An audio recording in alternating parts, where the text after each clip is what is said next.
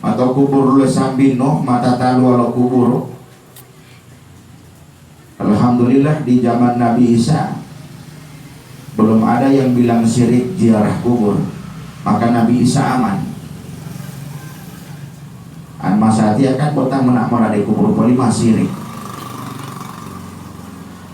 Nabi Isa aman.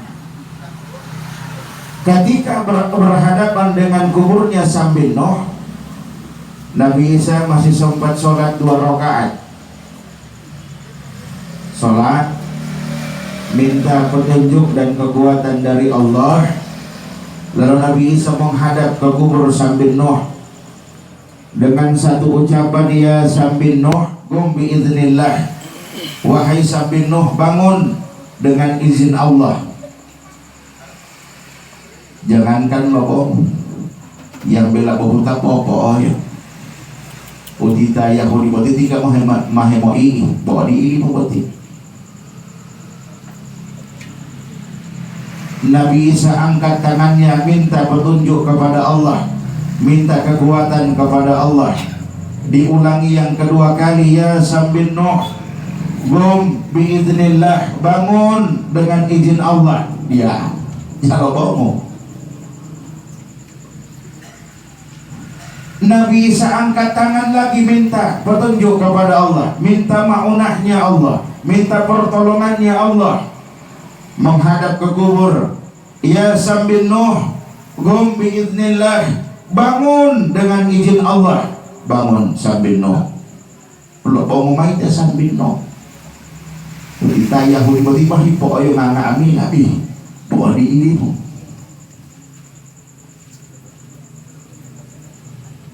Satu peristiwa yang luar biasa. Ada dialog Nabi Isa dengan sambil Nuh. Kata Nabi Isa kepada sambil Nuh, ya sambil Nuh, sesuai riwayat yang saya baca, kata Nabi Isa, sesuai riwayat yang saya tahu, kata Nabi Isa, engkau mati dalam keadaan usia yang muda, badanmu kekar, rambutmu hitam pekat. Kata sambil Nuh, benar. Nabi Isa bilang, kalau itu benar, kenapa hari ini kau bangun rambutmu putih? Kau mati dalam keadaan usia yang muda, badanmu kekar, rambutmu hitam pekat. Kalau itu benar, kenapa hari ini kau bangun rambutmu putih semua? Apa jawab sambil Nuh? Ya Ruhullah, karena garai liun Isa itu ruhullah ya. Makanya mengohi garai itu jadi sunnatullah. Lo mau panggolan lo mulolo mengohi garai itu kepada orang yang punya jasa. Ya. Karena dalam Al-Qur'an kita pun dicontohkan untuk memberi gelar. Para sahabat diberi gelar oleh Nabi As-Siddiq. Ada sahabat yang diberi gelar Saifullah, Sayyidina Utsman bin Affan.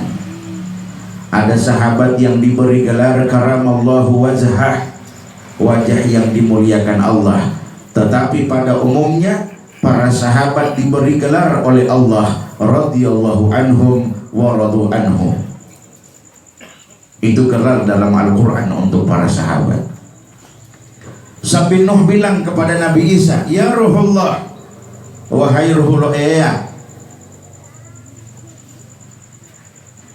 1000 tahun lalu aku dalam keadaan syakaratul maut. 1000 tahun lalu aku mengalami syakaratul maut. Sampai hari ini masih aku rasakan sakitnya, sehingga rambutku berubah menjadi putih. 1000 tahun lalu aku mengalami syakaratul maut. Sampai hari ini masih terasa, kata sambil Nuh, betapa dahsyatnya syakaratul maut. Maka mudah-mudahan kita yang hadir ini orang-orang yang diringankan menghadapi syakaratul maut. Amin. Allahumma hawin alaina fi syakaratil maut. Amin. Allahumma inna nas'aluka bihusnil khatimah. Amin. Jangan lupa minta. Jamuani sombong lo amadi, mahe mau tabiat tahu jamuani, malu haji tahu jamuani. Boleh dua lade ya nggak amila. Minta kepada Allah, ya Allah mudahkan aku menghadapi syakaratil maut, ringankan aku menghadapi syakaratil maut. Ya Allah berikanlah kami kenikmatan husnul khotimah. Penuh mahe mau tabiat, boleh mau hileh. Bapak Ibu yang dimuliakan Allah, Nabi Muhammad diberi mukjizat oleh Allah. Kalau tadi Nabi Isa, Nabi Muhammad diberi mukjizat. Mukjizatnya apa? Dari jari jemari Nabi keluar air. Keluar air. Bahkan yang lebih luar biasa, Nabi Muhammad itu setelah pulang dari Isra wal Mi'raj,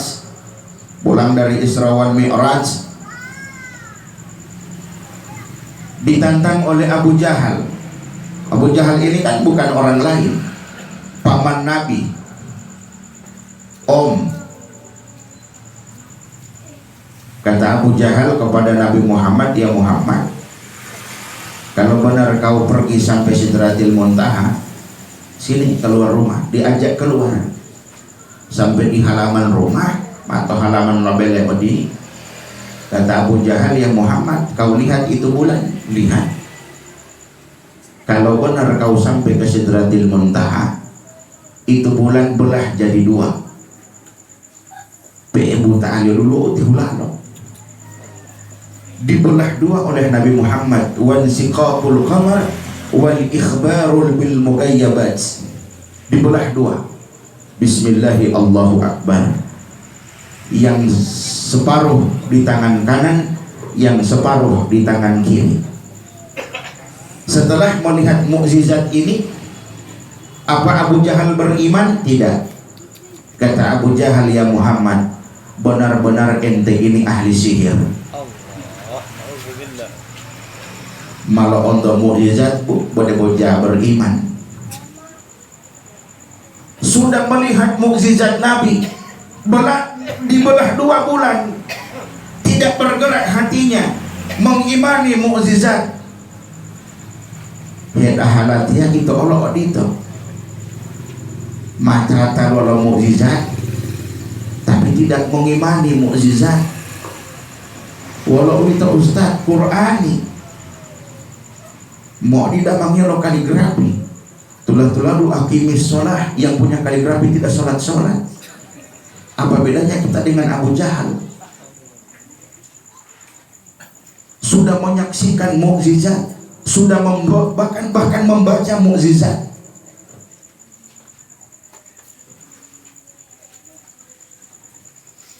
Jangan sampai kita ciri khas Abu Jahal yang tidak mengimani mukjizat Rasulullah Muhammad sallallahu alaihi wasallam.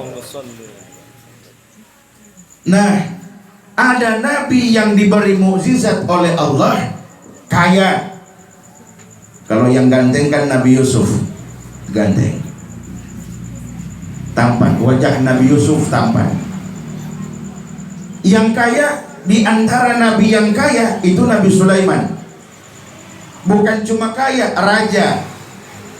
Karena dia raja, ada wilayah kekuasaan, ada rakyatnya. Bisa berbicara dengan binatang, bisa berbicara dengan angin, bahkan bisa berbicara dengan jin. Satu saat Nabi Sulaiman alaihi salam ketika sementara ceramah, kalau pakai istilah kita sekarang ceramah, Nabi Sulaiman sementara ceramah di hadapan rakyatnya, tiba-tiba ada tamu yang tak diundang masuk. Nabi Sulaiman tidak tanya dari mana, nama siapa, tidak. Langsung dipersilahkan duduk oleh Nabi Sulaiman. Kedua, tidak lama tamu itu duduk, minta pulang. Nabi Sulaiman pun tidak tanya kenapa cepat pulang, kan baru sampai. Bomaroh hama morado siti manuh wali. Dia lu teh kisah Nabi Sulaiman itu.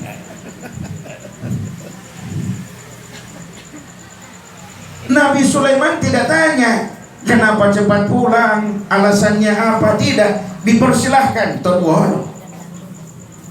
Ketika tamu itu sudah pulang, baru Nabi Sulaiman tanya kepada jamaah yang hadir, apakah kalian tahu tamu yang tadi? Tidak ada yang jawab karena memang tidak tahu. Kata Nabi Sulaiman, yang tadi itu namanya Israel. Anak-anak mangingon tiba itu tahulah Israel, malaikat Israel. Tugasnya mahuta nyawa. Semua diam mendengarkan nama Israel. Tahim mahuta nyawa lepo oyong ulang amina. Tiba-tiba dari saf yang paling belakang, dari barisan yang paling belakang, ada anak muda yang angkat tangan. Ya Nabiullah Sulaiman, saya mau tanya, silahkan. Belo banar tak ingat ibu itu teh Israel tahim mahuta nyawa. Benar. Penasaran anak muda ini, dia tanya yang kedua kali, Delobanari tak ingat ibu itu teh Israel tahim mahuta nyawa. Benar oti. Teh Israel tanggulio. Tugas dia mahuta nyawa, longola. Anak muda itu jawab, soalnya tipe itu apa itu lah masuk main hula-hula sambil hualino. Buatnya tanya tontonan dia terus.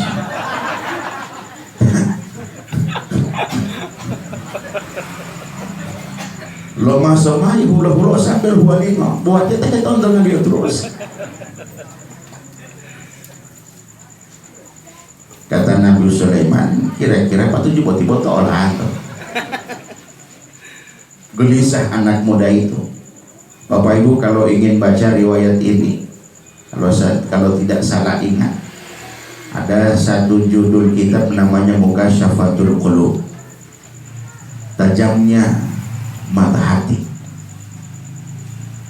Maka anak muda ini minta kepada Nabi Sulaiman, wahai Nabi Sulaiman, antarkan aku ke tempat yang jauh. Mau nak awak? Antarkan aku ke tempat yang jauh. Kata Nabi Sulaiman, gampang. Dipanggil angin ke sini. Antar anak muda ini ke tempat yang dia suka. Bawalah anak muda ini ke tempat yang dia mau. Maka dibawa oleh angin, Bu, timur, ke utara, ke selatan, ke barat, sampai di Gelatik. Mantau Gelatik, anak muda betima merasa aman. Tiano mamlahu aman ya rumah aman uti. Mamwalilo mamwalabi uti. Ketika dia sudah merasa aman, ketika dia sudah merasa jauh, merasa tidak ada yang mengganggu kehidupannya, maka dia bilang kepada angin, di sini saja. Tiano mamwalilo mamwalabi uti. Ketika dia akan turun, mamulahu, kaki sebelah kanan menginjak tanah, kaki sebelah kanan menginjak tanah, malaikat Israel sudah dibawa mamnak deutorinya.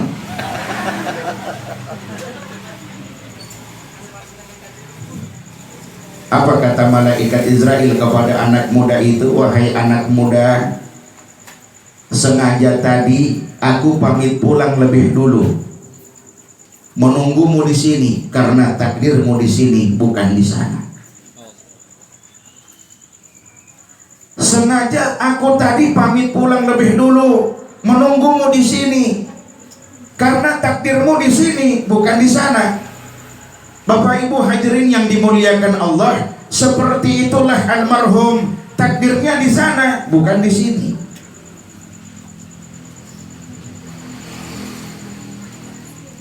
Di mana saja kita akan menjemput takdir kematian. Kita akan menjemput takdir kematian. Lihat Rasulullah Muhammad, lahirnya di Makkah, lahir di Makkah, wafat di Madinah,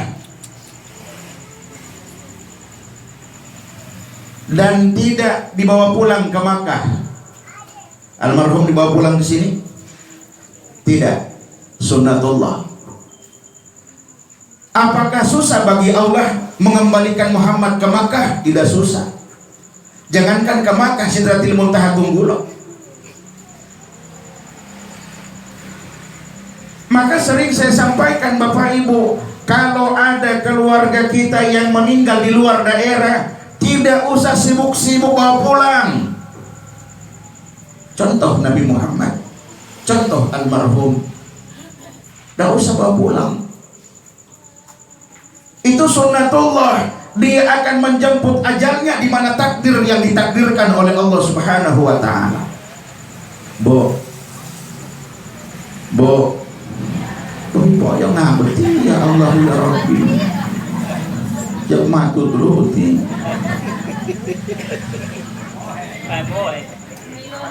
Wala mo ay madilihulo siti. Yang belakang ini polos jaman. Orang akan menjemput takdirnya, Bu. Terkadang keluarga kita kan begitu. Pemulalona ada bitung, saya sehati 2-3 hari dapat informasi masuk rumah sakit, 2-3 hari dapat informasi meninggal. Takdirnya di sana, Bu. Allah akan jadikan apa saja sebab dia akan ke sana. Allah akan jadikan apa saja sebab sehingga dia sampai di sana. Seperti almarhum. Cuman yang harus kita perhatikan dua. Kalau terpenuhi dua, tidak usah bawa pulang. Yang pertama, terpenuhi apa? Tammo karaja fardu kifayah waluh. Pelaksana fardu kifayah ada. Tammo mayango kubur waluh. Tam polihu waluh. Tam modita tabuto waluh. Tam tabia milate waluh. Terpenuhi fardu kifayah. Yang pertama. Yang kedua, tanah pekuburan ada. Dua ini terpenuhi, tidak usah bawa pulang. Biaya pesawat mahal. Betul tidak? Saya pulang dengan jamaah 237 jamaah. Satu meninggal di atas pesawat ketika pulang. Ya, ketika pulang. Itu biayanya itu sampai di Gorontalo kurang lebih 20 jutaan. Apalagi sekarang sudah dengan mengantisipasi virus corona. Nggak usah, daripada buang-buang uang sewa pesawat yang mahal, peti jenazah yang mahal, obat-obatan yang mahal, uang itu disedekahkan ke panti asuhan. Uang itu disedekahkan ke masjid, niatkan untuk almarhum. Itu lebih faedah untuk almarhum. Tidak usah bawa pulang. Sunnatullah, dia akan mencari tempat di mana takdir Allah. Bapak Ibu hadirin yang dimuliakan Allah Subhanahu wa taala, kita yang masih hidup ini seperti itu. Tidak tahu di mana tempat kita mati. Mati ya, pasti mati. Di mana tempatnya wallahu a'lam. Wallahu a'lam. Kabupaten Gorontalo di akhir tahun mengadakan studi banding seluruh kepala desa berangkat ke Jakarta. Sampai di Jakarta satu meninggal. Satu kepala desa meninggal. Takdirnya di sana. Akan ada sebab dia ke sana. Allah akan jadikan sebab dia sampai kepada takdir kematiannya, dan kita pun seperti itu. Makanya Bapak Ibu yang dimuliakan Allah Subhanahu wa taala, butuh kesiapan. Butuh kesiapan. Karena jauh tahu timate. Tiga harap untuk itu tiba mana ada bayi pesiar berlibur, malaikat mau ulah tato bayi. Mana di Singapura berlibur, malaikat sudah menunggu di sana. Maka di mana saja kita menginjakkan telapak kaki kita, waspada dengan kematian.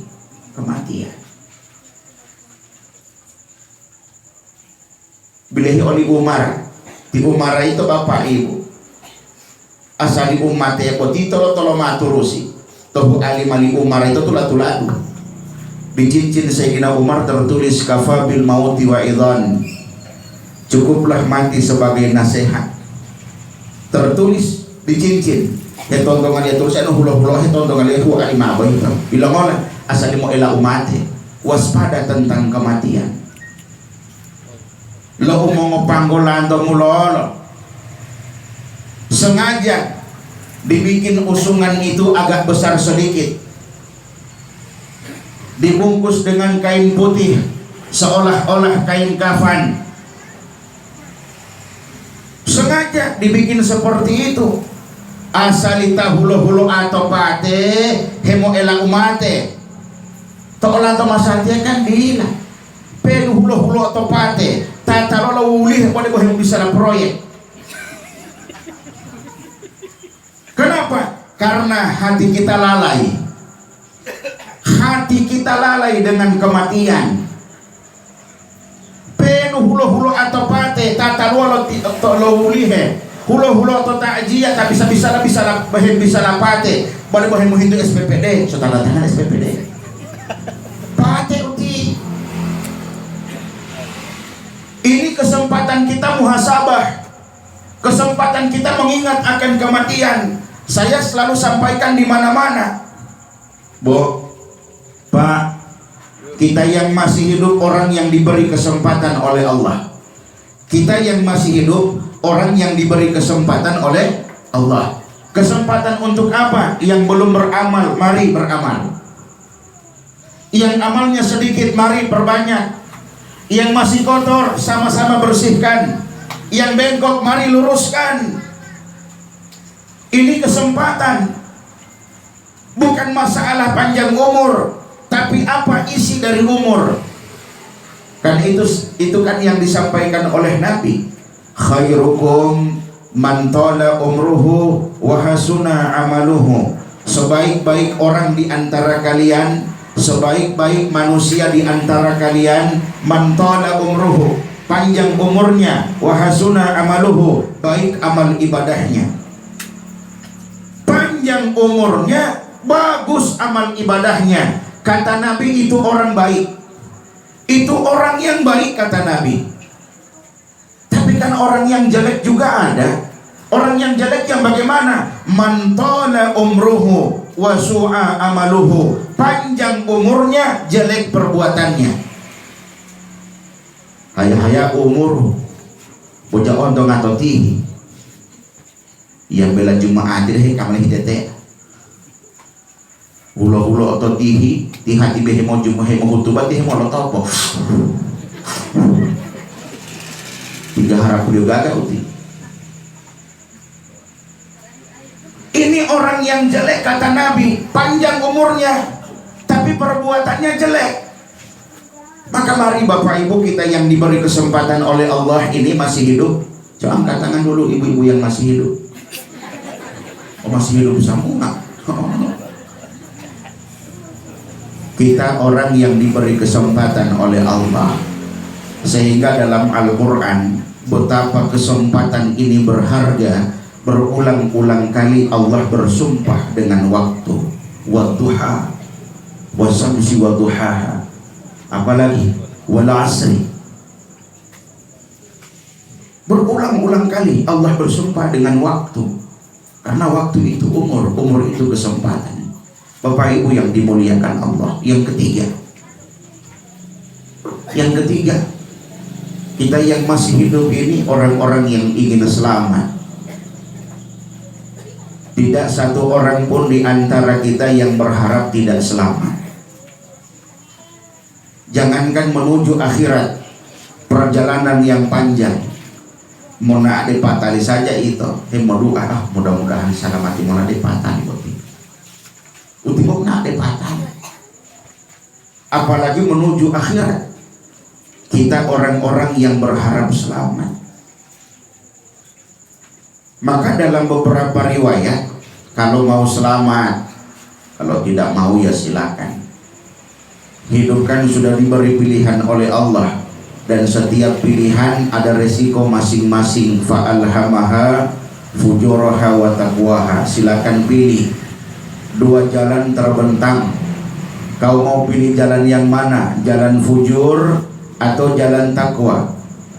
Jalan fujur itu nikmat, karena semua yang disenangi oleh nafsu ada. Jalan fujur itu nikmat, karena semua yang disenangi oleh nafsu ada. Tapi ujung-ujungnya siksa, menderita neraka azab. Wa taqwaha, ada jalan ketakwaan. Jalan ini butuh pengorbanan. Korban waktu. Masih suka tidur, bangun tengah malam tahajud. Mauhullah Muhammad al-Hutabiyah, butuh pengorbanan. Tapi ujung dari perjalanan ini kenikmatan, pahala surga. Kita pilih, mau pilih jalan yang mana yang kita ambil. Nah, dalam beberapa riwayat, kalau ingin selamat, 3 yang harus dijaga. Mari sama-sama kita jaga. Kalau ingin selamat, kata Nabi, yang pertama apa? Yang pertama kata Nabi yang harus dijaga, lihifdzil lisan. Jagalah lisan. Jaga lisan, Bu.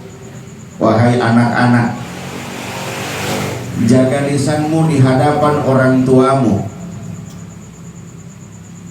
Jangan suka membentak orang tua. Jangan suka berkata-kata kasar di hadapan orang tua. Lihat Al-Quran, yang ditegur Al-Quran kepada anak-anak apa? Lisannya. Wala ufin wala tanharhuma wa kullahuma qawlan karima. Jangan berkata-kata tidak boleh. Wala tanharhuma, jangan bentak-bentak orang tuamu. Wa qul lahuma qawlan karima, berbicaralah dengan orang tua dengan ucapan, dengan bahasa yang penuh hormat. Anak-anak ditegur oleh Allah lisannya. Jaga lisan di hadapan orang tua. Apalagi uti masati aboti, ya Allah. Kalau dulu kita orang kan diajarkan sampai hal-hal yang kecil diingatkan oleh orang tua. Dulu nak di sekolah dipesan, uti kalau pulang sekolah ada tamu jangan lewat pintu muka, lewat pintu samping. Coba lihat, Bu. Dulu kita masih dapat akhlak yang seperti itu diajarkan oleh orang tua. Mau nak di sekolah mau lupa, sebelum pulang sudah diingatkan. Sabantar kalau mau pulang, kalau ada tamu di muka jangan lewat muka, lewat pintu samping. Kita diajarkan akhlak begitu oleh orang tua. Mana orang tua sekarang ajarkan anak-anaknya begitu? Sibuk dengan HP masing-masing. Tiba itu taruh di mana, tiba itu di mana.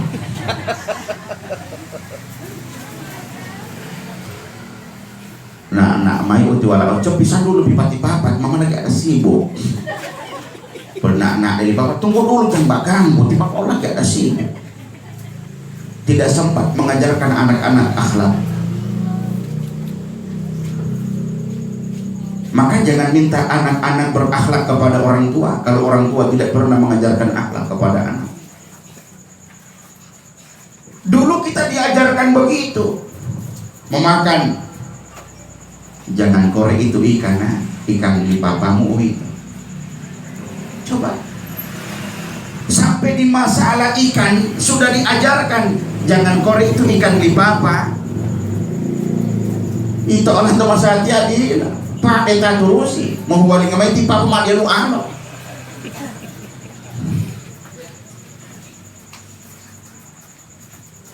Sampai hal yang seperti itu. Maka mari Bapak Ibu yang dimuliakan Allah, jaga lisan di hadapan orang tua. Allah tidak meletakkan surga di bawah Ka'bah. Allah tidak meletakkan surga di bawah Ka'bah. Tapi Allah meletakkan surga di telapak kaki ibu. Kedua, Bu, jaga lisan di hadapan suami. Mohon maaf, ini istri zaman now sama dengan Rambo 3. Pagi Buffeto, siang Buffeto, malam Buffeto. So sama dengan obat 3 kali 1.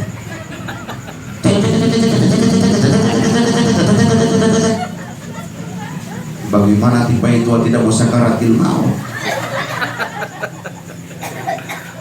Mau turun mencari mai tua Buffeto, pulang istirahat mai tua Buffeto. Jaga lisan di hadapan suami. Bo, jangan bentak suamimu. Ustaz, tipe itu ini banyak DP salah. Sesalah-salahnya suami bukan berarti istri berhak membentak suami. Tenang Pak, saya bela tipe sekali.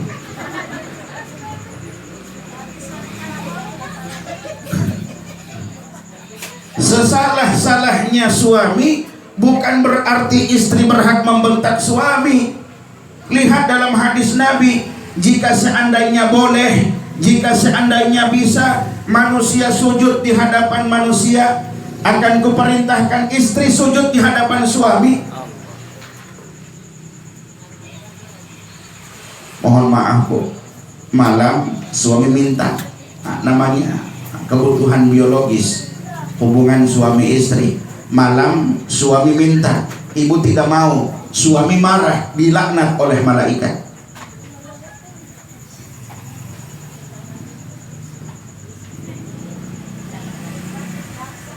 Dilaknat oleh malaikat sampai suami ridho.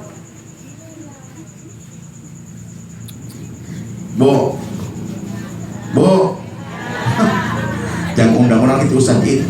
Foto orang yang dia tembak-tembak terus. Jangan undang-undang kamar lagi dia, ibu-ibu yang dia tembak-tembak terus.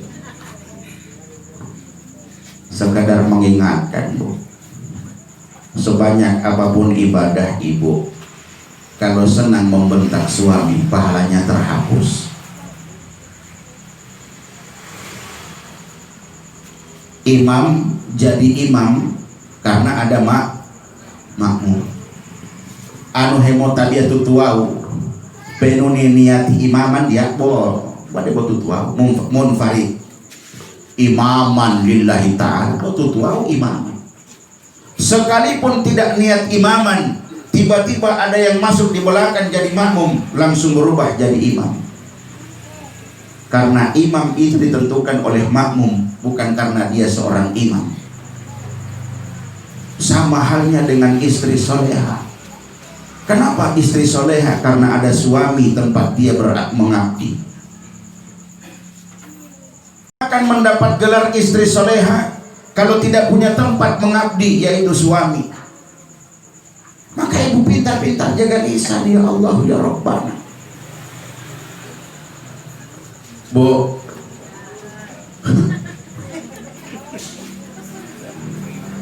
sama Pak. Ini bapakku ya, bapak dulu. Sama Pak, jaga lisanmu di hadapan istrimu. Kenapa? Istri bukan pembantu dalam rumahmu. Bukan. Nabi Muhammad Pak, kalau Siti Khadijah memasak, Nabi Muhammad bersih halaman rumah. Temu ngaato.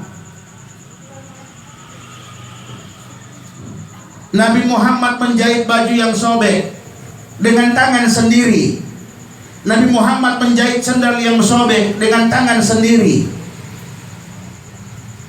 Betapa Nabi Muhammad memuliakan istri. Jaga lisan di hadapan istri, apalagi an mai moingo. Saya sering ingatkan kata cerai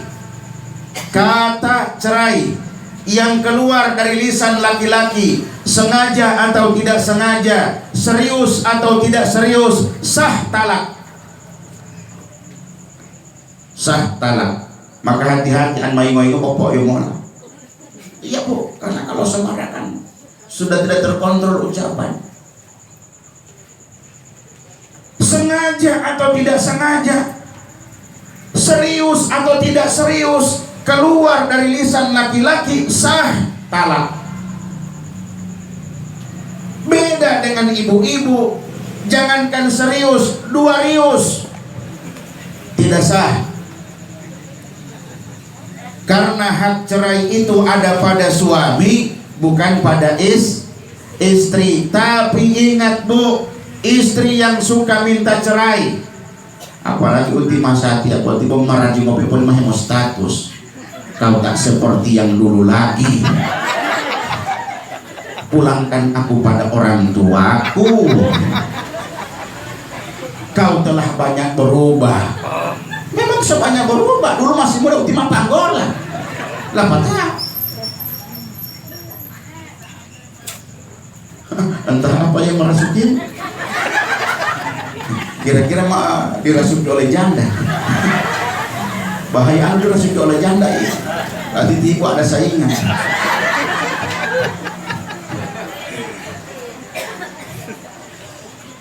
Bapak Ibu yang dimuliakan Allah, maka sama-sama saling menjaga lisan. Sayyidina Umar itu kalau DP main tua bafeto dia badiam Pak. Sayyidina Umar, padahal ti Umar akoti buhegi ia belak bola ti mohe modunggaya lati mohe modunggaya di Umar mau pasti atau lalala mau balik imati pa itu akoti balik itu mohe lati mohe, tapi kalau istrinya marah dia diam, tidak mau baku bantah. Kenapa? Jaga lisan. Karena anu maing-oingo maru-maru ini bulmai, tidak mau berbantah-bantahan dengan istri. Ustaz, mau ngotabulo nggak pakai headset Pak, pakai headset. Kulo ngotak ya bibih madero ponggo. Ustaz pada mau japongan yo headset minum antimo Pak asalnya dulu. Minum antimo, kulo ngotak ya bibih terus. Nggak usah. Kalau satu jadi api, yang satu jadi air, sehingga reda suasana dalam rumah tangga. Kalau suami sudah jadi api, istri jadi api, dua-dua terbakar, anak jadi korban. Maka kalau sudah emosi, yang harus dijaga paling utama adalah lisan. Jaga lisan di hadapan orang tua, jaga lisan di hadapan suami, jaga lisan di hadapan istri, jaga lisan dengan tetangga. Jaga. Jangan tetangga yang bau tengana yang bahitung. Tetangga yang bau utang dia yang bahitung. Dia sedua kali poli bulung pastor. Tinggal pengolahan.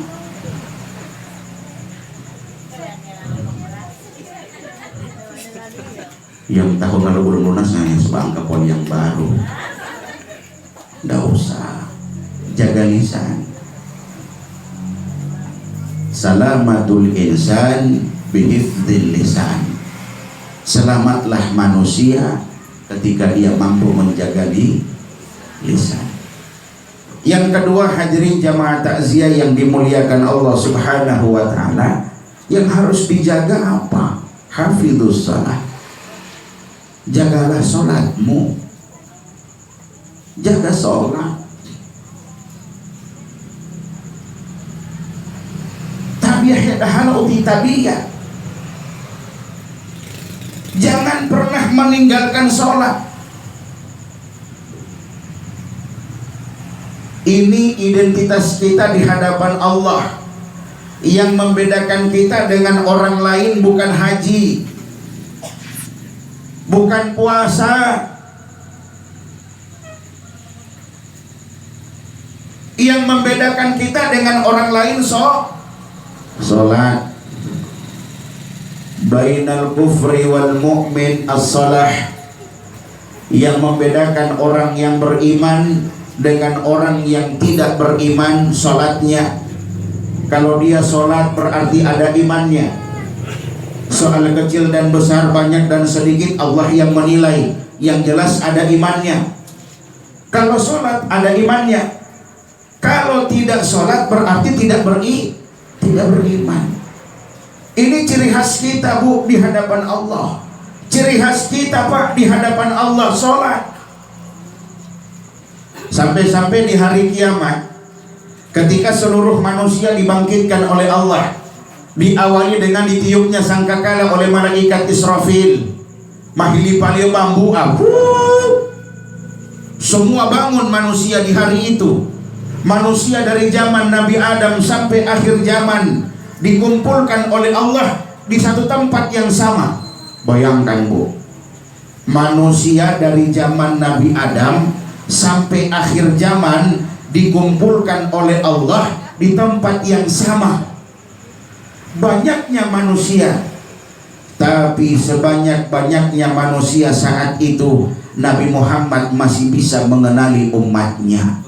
Sampai-sampai malaikat Jibril bertanya, "Ya Muhammad, bagaimana kau bisa mengenali wajah umatmu? Begitu banyaknya manusia." Kata Nabi Muhammad, "Ya Jibril, aku mengenali wajah umatku karena hari ini tidak ada wajah yang bercahaya kecuali wajah umatku. Tidak ada wajah yang bercahaya kecuali wajah umatku." Jibril tanya, "Ya Muhammad, cahaya apa?" "Cahaya wajah mereka." "Dari mana?" "Dari wudhu dan sujud mereka." Cahaya wajah mereka karena wudhu dan sujud.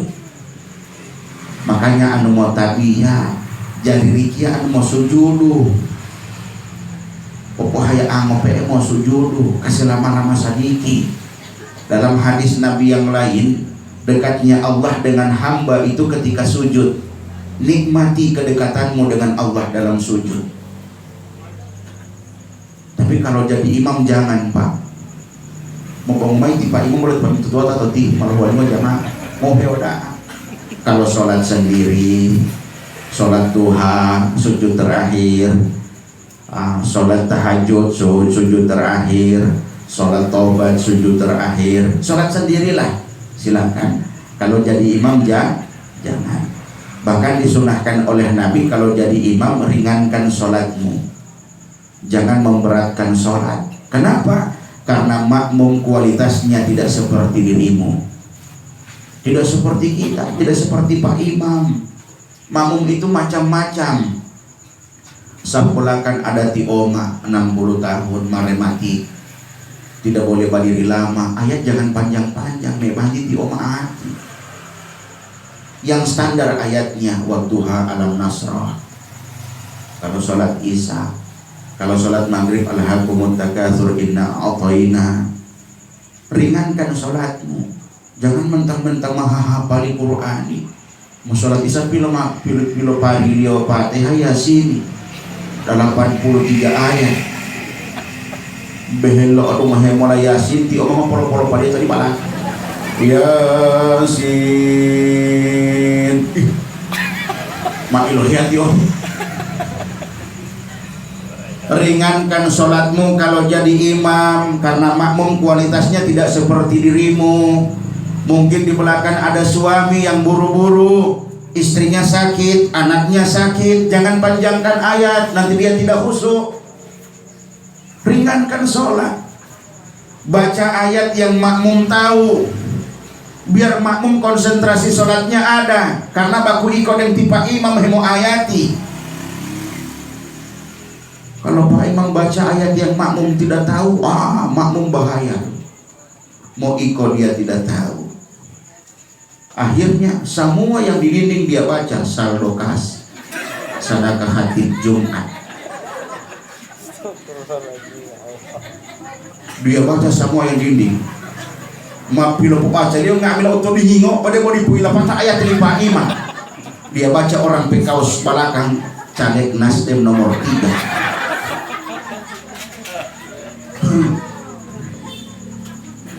Maka jadi imam harus bijak. Harus jadi imam jadi bijak. Jangan mengukur makmum dengan kemampuan kita. Muali uti haya-haya ngopeja muali. Lihat. Makanya kalau masuk di mihrab jadi imam, sebelum menghadap kiblat pada mobil itu di belakang, luruskan saf, rapatkan saf sambil melihat kondisi makmum di belakang. Begitu. Bapak Ibu hadirin yang dimuliakan Allah Subhanahu wa taala, jaga sholat. jangan tinggalkan sholat. Mohon maaf, apalagi kalau mau pergi di pesta.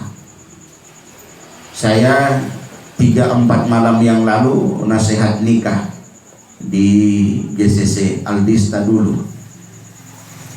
Sementara duduk menunggu acara mau dimulai, tiba-tiba ada pasangan suami istri di samping saya, bisik-bisik, "Pak, Mas tengah sambilan di pulau mulai acara." Wah, itu di Pulau Isa. Nah, makanya kalau mau pergi di pesta sholat Isya dulu, sholat Isya. Kalau saya mau ke pesta dari rumah sudah wudu, malhamatal hutabiyah. Sholatnya di mana Ustadz? Masjid yang searah dengan pesta. Contoh undangan pesta teh ya Imam Tabiato Nurul Haq asal Jaririki ya. Begitu. Ustadz, kalau orang ibu-ibu lagi mbak make up, ya Allah ya Rabbah, uti bayar sama talo perumahan warna-warni, merah muda, ungu, biru, pink, uti tilo go bayar, pakai jilbab sakaratil maut, mabuk tato bulok ama oni mah, pakai bros tebong gulung.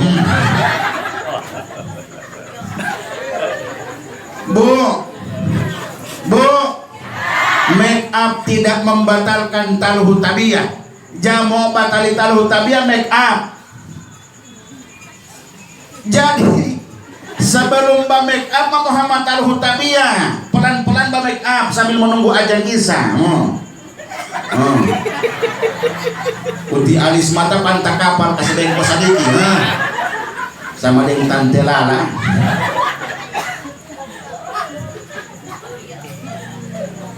Pelan-pelan, ma bangu-bangu, Allahu Akbar, selesaikan azan, selesai azan sudah boleh sholat, ambil mukena, ambil cipu sholat, habis sholat lanjut lagi make up, kan enak. Kalau boleh sebelum make up 50%, setelah make up 50%, setengah-setengah bu, alis mata kanan kiri jangan dulu. Bibir merah di atas di bawah jangan. Hemotabia ti ibu, malaikat bingung ditipu gua atau kalumba.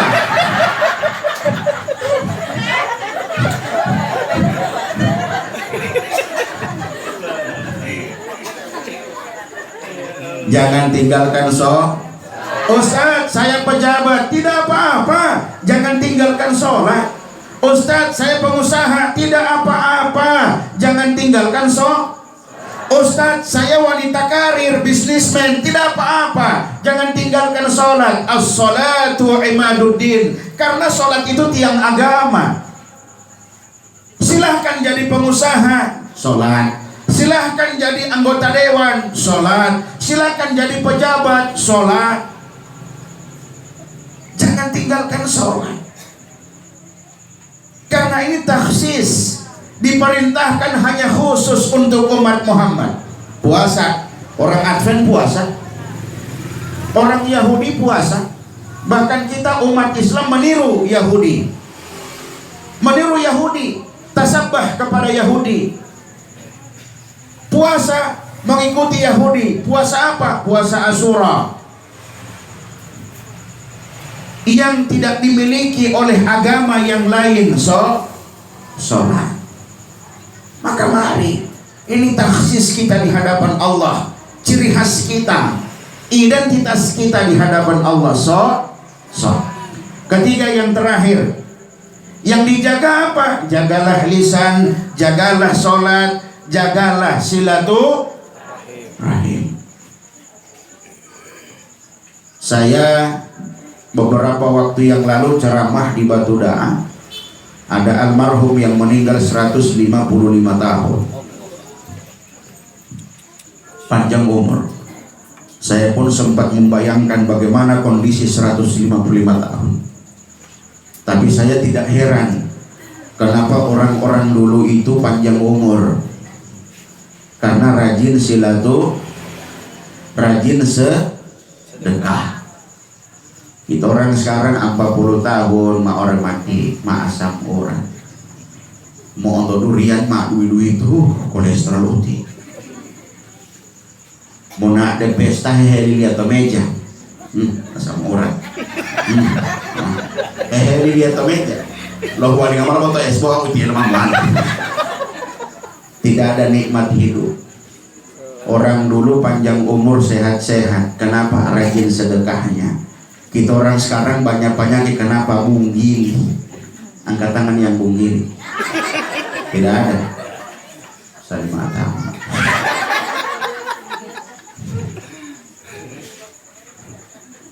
Silaturahim itu memperpanjang umur. Ingat, ada satu hal kejadian yang mungkin Bapak Ibu pernah alami. Amper jatuh dari motor kita tadi. Amper tak? Amper belum jatuh, berarti masih selamat. Tahukah kita selamat itu dari mana? Dari doanya tetangga, dari doanya teman, dari doanya jamaah di masjid. Sekalipun tidak menyebut nama kita, tapi tersirat dalam doanya, Allahumma gfir lil mu'minina wal mu'minat. Ampuni dosa mereka yang beriman, laki-laki beriman, perempuan. Kita selamat karena ada doanya tetangga. Kita selamat karena ada doanya teman, ada doanya sahabat. Maka jangan pernah menyepelekan silaturahim. Jangan.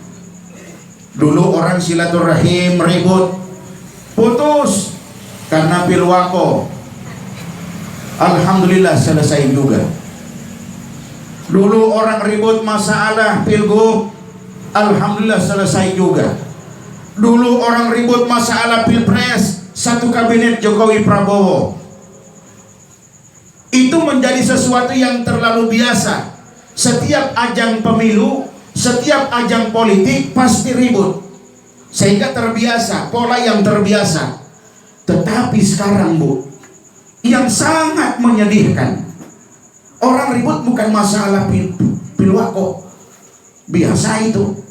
Bukan masalah pilpres, biasa itu. Sekarang yang lebih menyedihkan, orang ribut masalah ibadah. Kunut tidak kunut, pindah masjid. Kita ini sholat, bukan mencari musuh. Kenapa harus ribut masalah kunut tidak kunut? Karena kita masih terkotak-kotak dalam organisasi. Yang kunut itu NU, yang tidak kunut itu Muhammadiyah. Cara berpikir seperti ini ciri khas orang bodoh.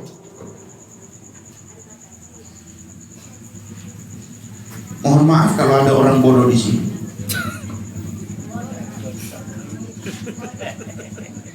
Kita masih terkotak-kotak dengan organisasi. Seolah-olah agama itu hak paten organisasi. Apa lebih dulu, organisasi atau agama? Agama. Lalu kenapa kita ribut hanya masalah organisasi? Yang kunut itu NU, yang tidak kunut Muhammadiyah. Bodoh. Terlalu sempit cara berpikir agamanya. Coba mari kita letakkan pada ilmu. Bagaimana cara meletakkan pada ilmu? Yang kunut mereka yang bermazhab Syafi'i. Yang kunut mereka yang bermadhab Hanafi.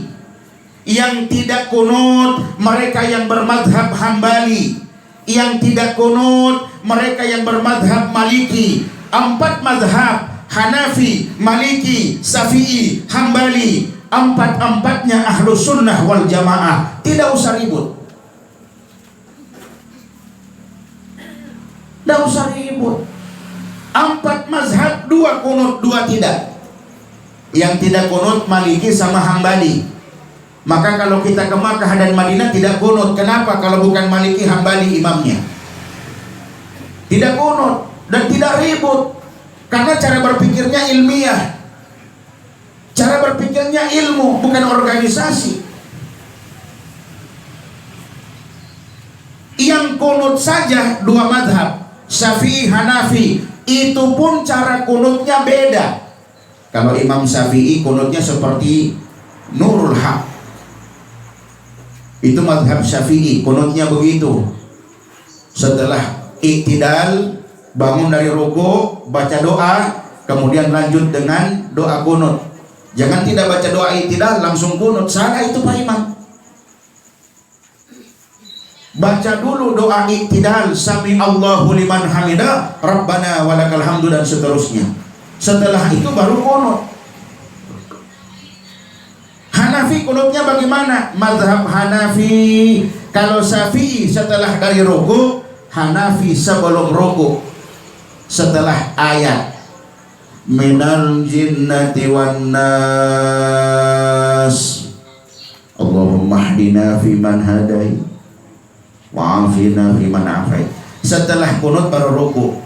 Yang kunut saja beda, apalagi yang tidak kunut. Nggak usah ribut. Alhamdulillah Ustaz, sekarang so tidak beribut. Yang kunut tidak beribut, yang tidak kunut aman, karena dua-dua tidak sholat subuh.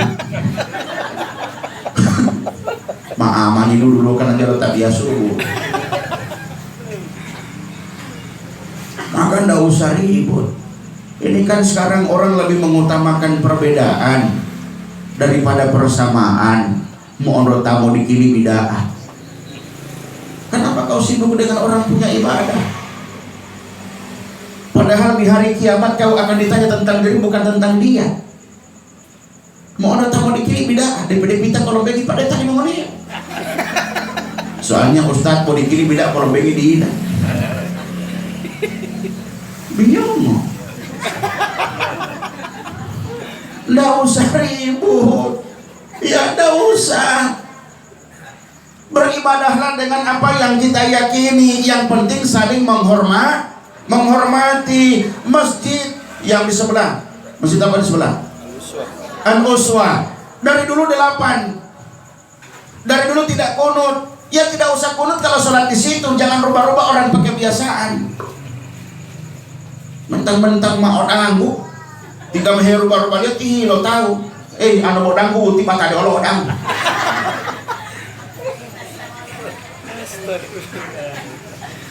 Jangan rubah-rubah itu masjid. Mereka 8 biarkan, mereka tidak kunut biarkan, masih sholat juga. Tidak usah merubah kebiasaan orang. Hormati kebiasaan orang. Mereka punya dalil dengan dalilnya mereka. Tidak usah ganggu mereka. Mereka saudara kita seiman. Tidak usah ganggu. Sama yang tidak kunut sholat di Nurul Haq, jangan paksa kunut. Jangan. Hormati orang di masjid itu. Hormati. Ini yang mulai kurang. Ini yang mulai kurang. Kalau kita imam, sering kita rubah kebiasaan orang. Maka saya tidak pernah mau jadi imam di masjid orang. Tidak mau. Kedua mau tidak. Karena saya takut merubah. Sekalipun perubahan itu kecil. Tidak mau. Tidak mau saya. Imam Syafi'i, salah satu muridnya itu Imam Ahmad bin Hanbal. Imam Syafi'i madhab Syafi'iyah, Imam Ahmad bin Hanbal madhab Hambali.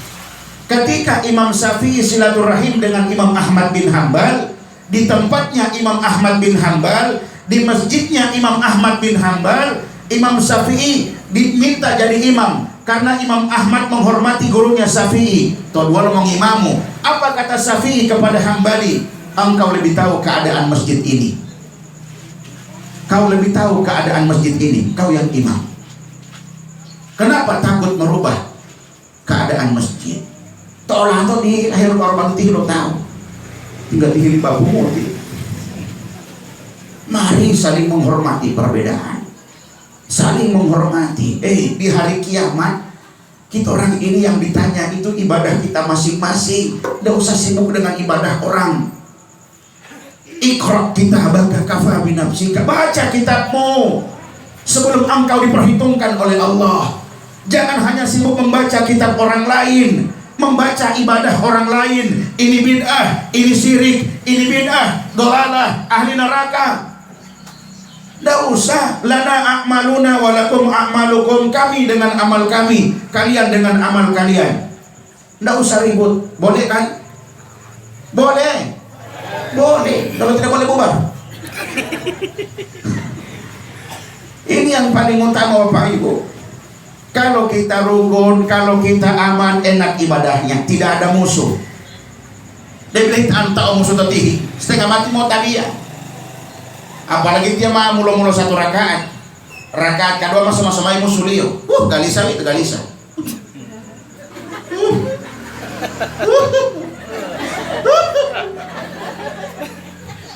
Habis sholat anaknya tanya, "Mak, ada sholat gelisah sekali di mama ini." Ibu anak tidak tahu. Tidak, yang disabda tadi siapa? Di papa pehugel.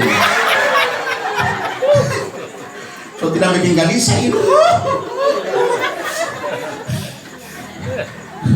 Mari Bapak Ibu jaga silaturahim di antara kita, apapun perbedaan di tengah-tengah kita. 10 menit sebelum jam 10 mari kita berdoa. Ya, semoga semua yang hadir umur panjang. Mula Ramadan. Amin. Sehat walafiat. Ya, sudah Jumadil akhir, kalau tidak salah ini Jumadil akhir Rijibu Sya'bani. Ramadan semua umur panjang sehat sampai Ramadan, dimudahkan oleh Allah rezekinya, dimudahkan segala urusan dunia dan akhirat. Semoga kita semua husnul khotimah. Semoga kita semua husnul khotimah. Semoga kita semua husnul khotimah. Semoga almarhum husnul khotimah. Al-Fatihah. A'udzu billahi minasyaitonir rajim. Bismillahirrahmanirrahim. Alhamdulillahi rabbil alamin arrahmanir rahim maliki yaumiddin iyyaka na'budu wa iyyaka nasta'in ihdinas siratal mustaqim siratal ladzina an'amta 'alaihim ghairil maghdubi 'alaihim waladdallin amin. Amin. A'udzu billahi minasyaitonir rajim. Bismillahirrahmanirrahim. Alhamdulillahi rabbil alamin. Allahumma shalli wa sallim ala sayyidina Muhammad wa ala alihi wa sahbihi ajma'in. Allahumma anta rabbuna la ilaha illa anta 'alaika tawakkalna wa anta rabbul arsyil 'azim. Ma sya'allahu kana wa man lam yasa' lam yakun wa la hawla wa la quwwata illa billahil 'aliyyil 'azim. Allahumma inna nas'aluka bihusnil khatimah. Allahumma inna nas'aluka bihusnil khatimah. Allahumma inna nas'aluka bihusnil khatimah. Allahumma hdina bihidayatil Qur'an wa zayyin akhlaqana bijahil Qur'an wa nawwir qulubana binuril Qur'an wa adkhilnal jannata bi syafa'atil Qur'an. Awthilillahumma thawaba dhalika minna ilaih. Allahumma ghfir lahu warhamhu wa'afihi wa'fu anhu. Allahumma ghfir lahu warhamhu wa'afihi wa'fu anhu. Allahumma la tahrimna ajrahu wa la taftinna ba'dahu waghfir lana wa lahu wa li ikhwanina alladhina sabaquna bil iman wa la taj'al fi qulubina ghillan lil ladzina amanu rabbana innaka ra'ufur rahim. Rabbana atina fid dunya hasanah wa fil akhirati hasanah wa qina adzaban nar. Wa sallallahu ala sayyidina Muhammad wa barik wa sallam walhamdulillahi rabbil alamin. Terima kasih. Lebih dan kurang tolong disempurnakan. Billahi taufiq wal hidayah. Wallahul muwafiq ila aqwamit thariq. Wassalamualaikum warahmatullahi wabarakatuh. Waalaikumsalam warahmatullahi wabarakatuh.